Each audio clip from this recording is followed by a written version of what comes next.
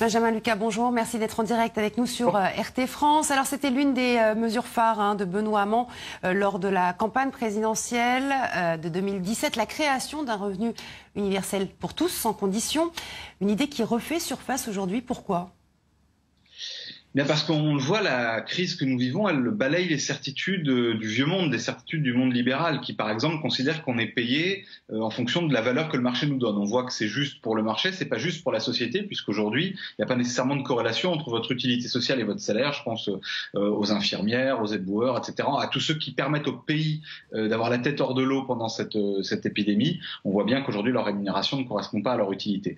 Et puis même le travail a muté, le monde évolue sous nos yeux. Et tout le monde s'accorde à dire que le monde d'après, même le président de la République, c'est dire que le monde d'après ne pourra pas ressembler au monde d'avant. Donc il faut apporter des solutions nouvelles, innovantes, audacieuses. Nous avions commencé à travailler le sujet du revenu universel à l'occasion de la campagne présidentielle de 2017. Aujourd'hui, il s'impose à la fois comme une réponse aux urgences de la crise, aux urgences quotidiennes de nos concitoyens, dont beaucoup cherchent à survivre, à joindre les deux bouts, cherchent à passer le cap de cette crise. Et puis il est aussi une réponse aux colossaux défis de l'avenir pour faire un choc de répartition, de partage, pour repenser notre rapport au travail, pour faire des citoyens des acteurs des transformations nécessaires de la société. Alors c'est une idée qui ne provient pas seulement de la gauche française. Le Royaume-Uni, l'Allemagne, l'Espagne ou encore les États-Unis exhortent les gouvernements d'introduire un revenu de base universel. Mais en quoi cette idée pourrait vraiment répondre à la crise actuelle que nous traversons ? D'abord parce qu'elle garantirait à chacune et à chacun un revenu pour vivre, pour se nourrir, pour nourrir sa famille, pour continuer finalement à vivre dans des conditions de dignité. C'est en ça que c'est une réponse urgente et nécessaire, puisqu'on voit par exemple le chômage partiel. Il y a plein de gens qui aujourd'hui ne sont pas protégés par le chômage partiel, qui ne concerne que les salariés. Vous avez des gens qui ne sont pas salariés, puis vous en avez aussi qui s'engagent et qui font d'autres choses. Donc on voit bien qu'aujourd'hui c'est une réponse à la fois à cette urgence-là, et puis ensuite c'est un filet de protection, c'est un nouveau pilier de la protection sociale. Et donc, qu'est-ce qui nous dit que des crises comme ça n'arriveront plus demain ? Qui avait prévu cette crise aujourd'hui ? Il faut aujourd'hui être en capacité de se dire que dans les crises que nous allons vivre, que nous pouvons vivre dans les années, dans les décennies à venir, il faut des outils qui permettent de protéger nos concitoyens. Je pense que le revenu universel en est une importante, majeure, essentielle. Selon vous, est-ce que cette idée pourrait également permettre de réduire les inégalités sociales ?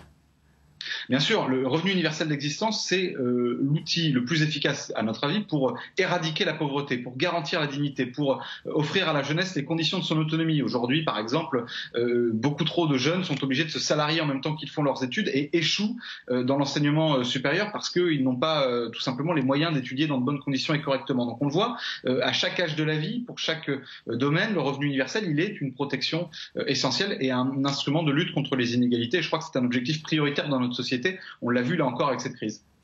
Mais un revenu universel qui serait versé justement à chaque citoyen, est-ce qu'il y a-t-il un risque concernant l'augmentation de la pression fiscale ? On sait qu'elle est déjà bien impactée par cette crise du coronavirus. Je crois qu'il ne faut pas raisonner avec les paradigmes, les dogmes, les réflexes du vieux monde. Il faudra repenser notre fiscalité, la rendre plus juste. On n'a pas fait depuis des décennies dans nos sociétés le choc de répartition et de partage nécessaire. Les inégalités se creusent alors que la richesse augmente et est de plus en plus concentrée. Il faut donc répartir, partager. Nous pensons qu'il faut partager. Partager les ressources, c'est la transition écologique. Partager les richesses pour la justice sociale et la dignité. Partager les pouvoirs aussi, c'est l'aspiration à une démocratie plus apaisée avec un nouveau souffle. Donc on le voit, il faudra réfléchir, repenser autrement aussi notre fiscalité.